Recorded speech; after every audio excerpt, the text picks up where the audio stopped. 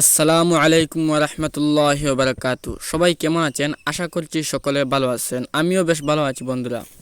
তো আজকে আমি যে আমলটি নিয়ে হাজির হলাম সেটি অত্যন্ত সহজ এবং পাওয়ারফুল আমল।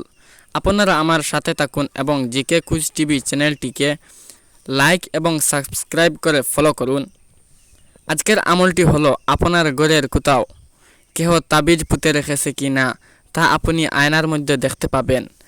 ভিডিওটি না টেনে সম্পূর্ণ দেখতে থাকুন, না হলে কিছুই বুঝতে পারবেন না, বুঝতে আপনার অসুবিধা হবে, পরে আমল করতে উল্টাপাল্টা করবেন। চলুন তাহলে আর কথা না বাড়িয়ে মূল আলোচনা শুরু করা যাক।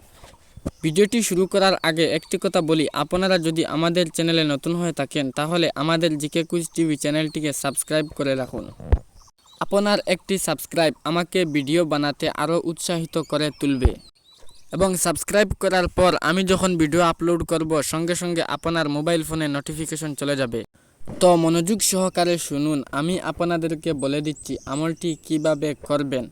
আমলটি শুরু করার আগে আপনারা প্রথমে অজু করে নেবেন। অজু করে নেওয়ার পর 4 থেকে 5টি আগরবাতি জ্বালিয়ে আপনার চতুর্পাশ খুশবুদার করে দেবেন।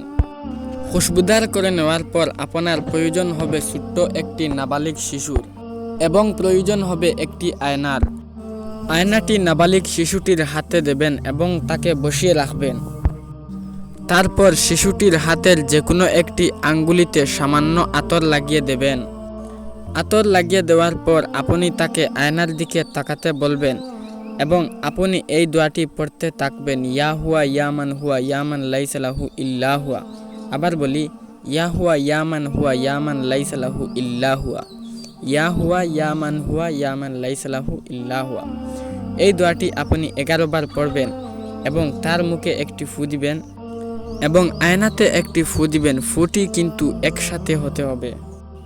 এরকম 11 বার করে কালামটি পড়বেন এবং তাকে আর আয়নাকে একসাথে ফু দিবেন এবং তাকে বলবেন আয়নাতে কিছু দেখতে পাচ্ছ কি না।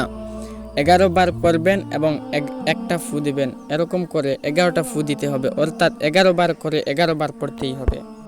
এবং আমলটি করার সময় আপনি আল্লাহকে স্মরণ করবেন, মনে মনে ভাববেন যে শুধুমাত্র আল্লাহই পারেন ওই আয়নাতে রহস্যময় কিছু দেখাতে। এবং আমলটি করার একটি দিন এবং সময় রয়েছে। আমলটি করার দিন হচ্ছে সোমবার এবং শুক্রবার, আর সময় হচ্ছে আসরের পরে অথবা এশার পরে। খোলা আকাশের নিচে বসে আমলটি করতে হবে। তো আজকের জন্য আমলটি এখানেই শেষ। দেখা হবে পরবর্তী ভিডিওতে।